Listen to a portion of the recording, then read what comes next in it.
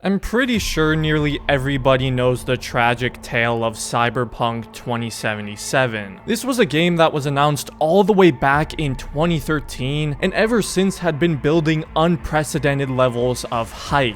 Dare I say, it was the most hyped a game had ever been before launch. Nearly everybody I knew was so excited and had pre-ordered this game. Even those who don't typically play single-player games and hadn't played some of CD Projekt Red's previous great games. On top of all that, this came at a time where everyone was still pretty much at home with not much to do, so the anticipation was unreal. And I think it was easy to see then that some people built some very unrealistic expectations. I mean, there were some people who thought this game was gonna be the end-all be-all for the open world genre. But of course, Cyberpunk had just about the worst release you could have expected. Now, I was still fairly new to YouTube when the game came out over 2 years ago. Man, time has really felt non-existent these past 2 years. But I still covered this game quite a bit, and I was in the minority of people who actually liked this game from day one. I was fortunate enough to experience the game on PC, so I had a pretty great time with it. Sure, there were still a lot of issues and the common bugs, and the performance wasn't always the best, but I was having nowhere near as bad of an experience as it seems like a majority of people were having. There were all these montages with crazy bugs, most of which I never encountered in my playthrough. But obviously most of those bad experiences came from consoles, specifically the previous generation on the Xbox One and PS4. I mean, the game was taken off the PlayStation Store shortly after its release. I don't think you could have written a worse launch for this game. Again though, I feel that a majority of the community on PC had a positive experience, which was reflected through the Steam reviews, which has only continued to get more and more positive ever since. It was almost like the community was playing two different games. But I remember saying in a video back around when this game came out that it wasn't a matter of if CD Projekt Red was going to fix this game and turn it around, but